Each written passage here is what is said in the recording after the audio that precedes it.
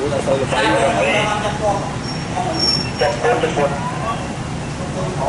không chặt cuốn ra vậy tôi về đây à ba trời lại chứ không vô lại vậy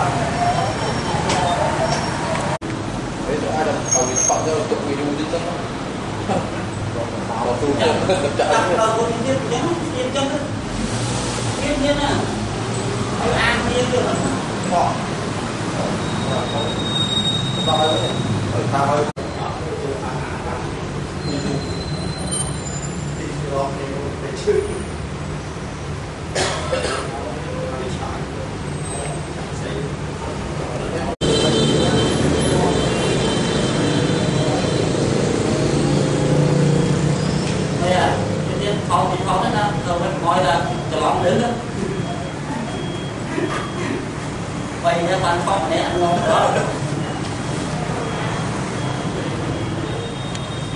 bây giờ cô